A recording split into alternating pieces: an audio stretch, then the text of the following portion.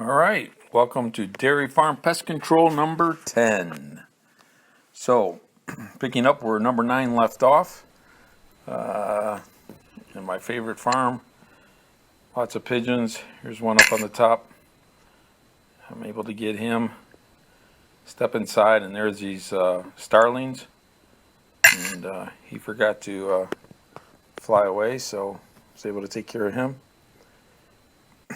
And I look around further down the barn and spot this guy sitting there, so take care of him.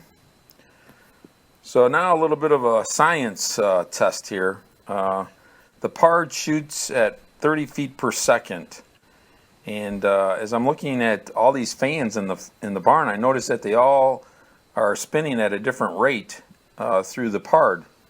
So I'm like, I wonder if I can shoot in between these blades that I see, even though externally all I see is a fan moving constantly.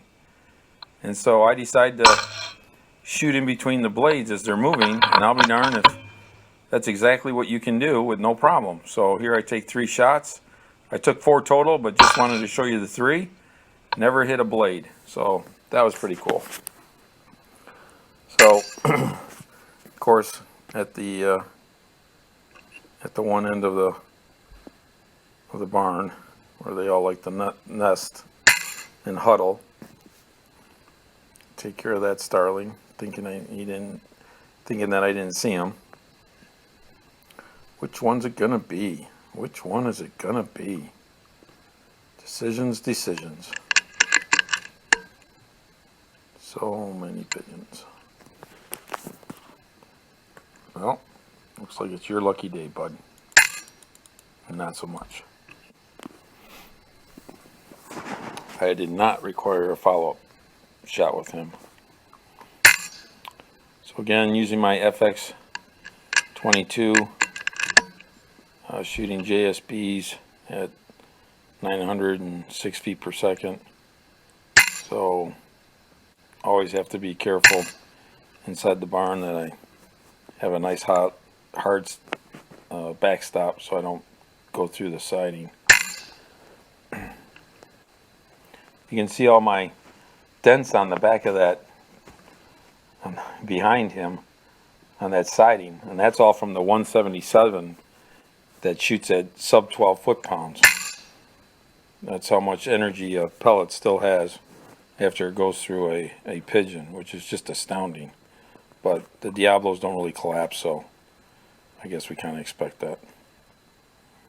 So I spot these two and side the guy on the left.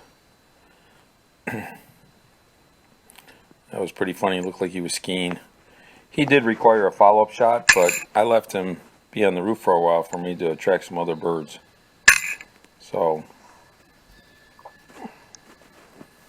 take care of that starling, and then my favorite starling perch. I started another day. That's why the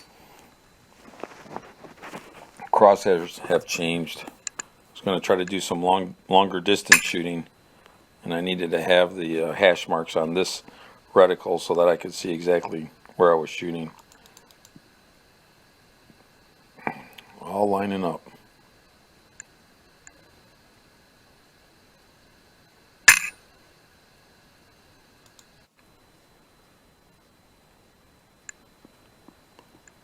He's just sitting at the top. This is like a 70-yard shot, so I was pretty happy with that.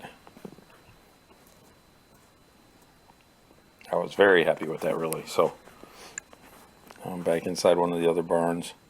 See this guy sitting up on one of the struts. Take a look outside, and there's another starling sitting on the other favorite perch for them. This again is like 43 yards, so pretty white one.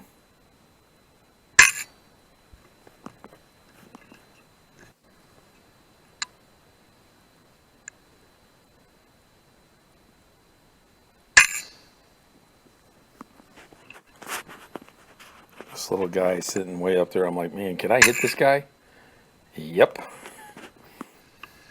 was a pretty good shot. Another one sitting on the struts. Down he goes. I'm at a different barn where they store a lot of their equipment, and spot him way up in the corner. Another sparrow shot. Happy with that. Here we are again at favorite food pile.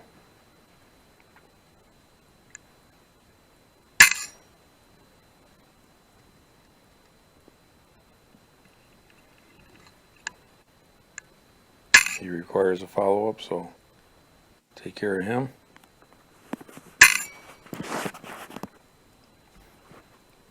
That was another cool shot because wind was blowing a little bit, and I'm like, which one do I go for? Because this is like an 80-yard shot, and I'll be darned if I wasn't able to get him. Which again was why I changed my reticle so I could use the hash marks.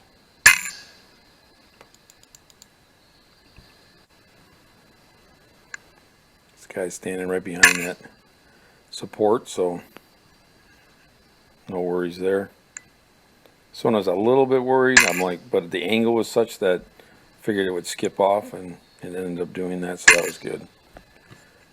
Let's watch this one again in slow-mo because I wasn't sure if I even hit him because he took off with no problem.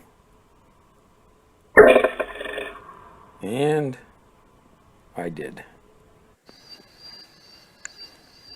And the last shot of this film, and there we go. He eventually falls. So, thanks for watching.